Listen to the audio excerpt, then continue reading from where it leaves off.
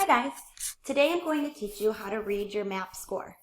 Now the example that we do is going to be a math MAP score, but the same process can be applied to the language arts MAP score as well. So let's go ahead and get started. In a few minutes you're going to get two different worksheets. Those worksheets are going to have your individual MAP score on them. One of the worksheets is called a goal setting worksheet, and it will look similar to this. Another worksheet is going to be called the student progress report, and it's going to look similar to this. Now there's a couple things that I want to point out here. This again is an example for math. Now this is a fake student, but if this were you, one thing that you would want to look at is your overall score in math. And that's called the overall RIT score. So overall, this fake student earned a 220 as their score on the math test. How does MAP come up with that score though? Well, there are 4 different areas that the MAP test will quiz you on as you take the math test. So one of those areas is the operations and algebraic thinking. Another area is the real and complex number systems. The third area is geometry. And the fourth area is statistics and probability. So basically, the MAP test asks you a question in one of these areas, and depending how you answer, it will either give you a harder question or an easier question. And after a bunch of the questions, the computer is able to generate a score in each of these areas. Once the score is generated in each of these areas, then they are averaged out to your overall RIT score. Now, some of you might be familiar with each of these areas, but some of you aren't. So let's really quickly go through and think about what kind of questions would be asked on a math MAP test that fall under operations and algebraic thinking. As you know, the test doesn't tell you what type of question it is, but if you see something such as an equation, an expression, an inequality, a word problem, or graphing, that probably is under the strand or section called operations and algebraic thinking.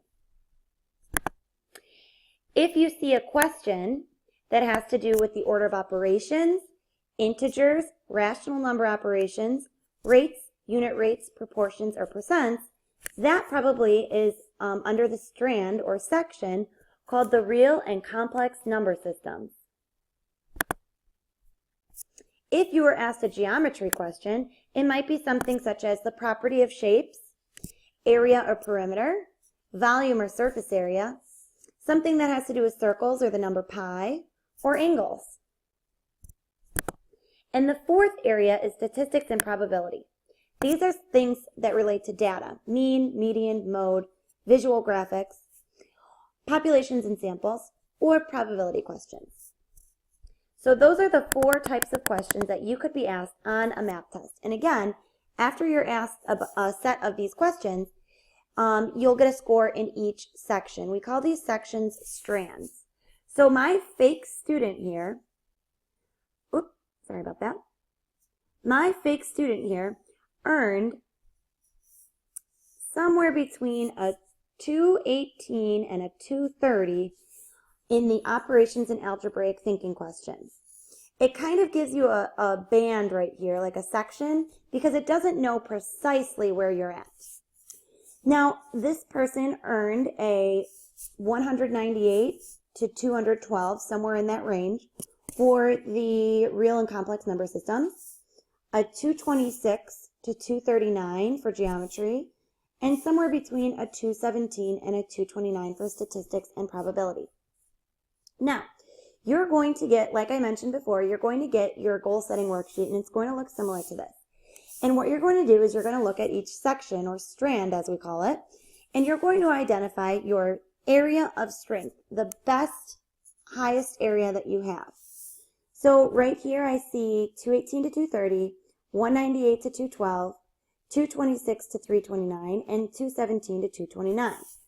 This right here is my highest area.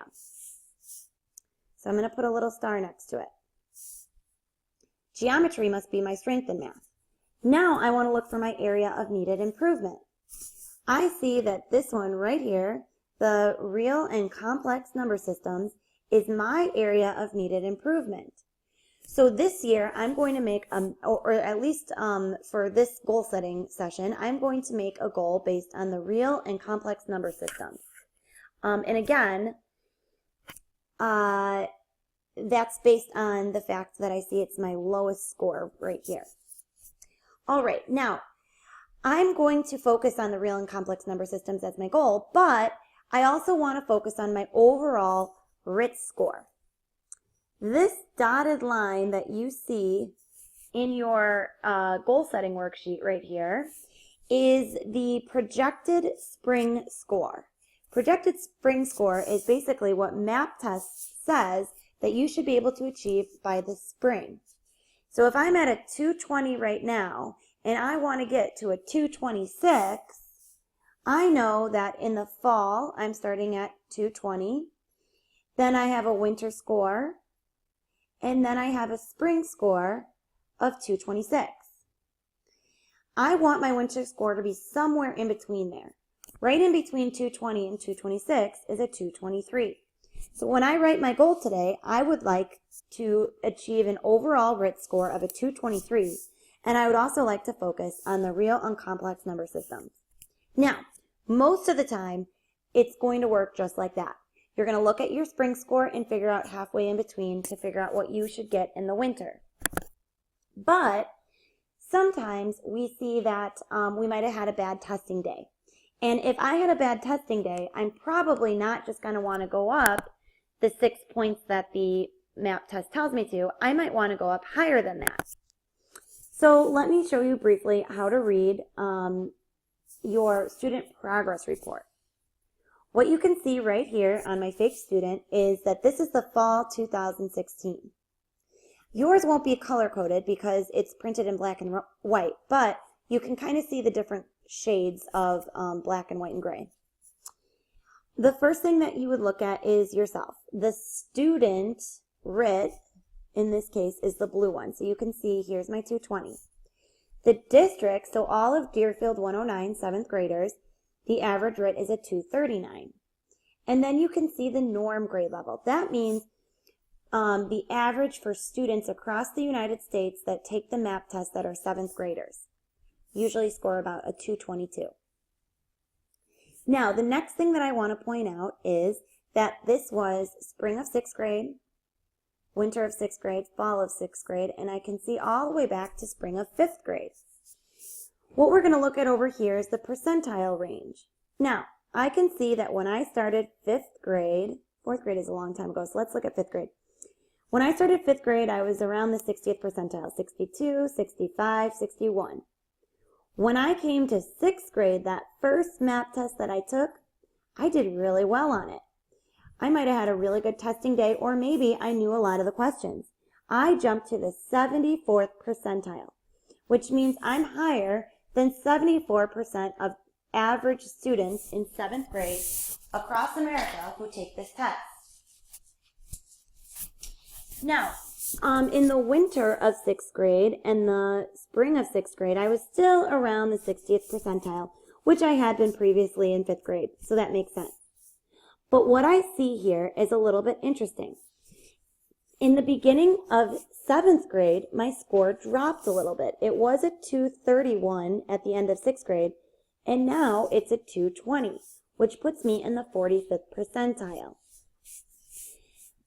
Because my score dropped on my fake student, I might want my fake student to go up a little bit higher. MAP said that we start at a 220, we want to get to a 226, but I know that last year I was a 231.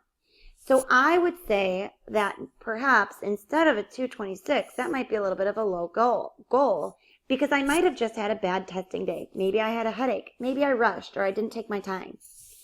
So I would say that this person, this fake student, should go from a 220 maybe up to a 230 in the spring. So this person's winter goal would probably be a 225. Now, this is not the normal case for most people.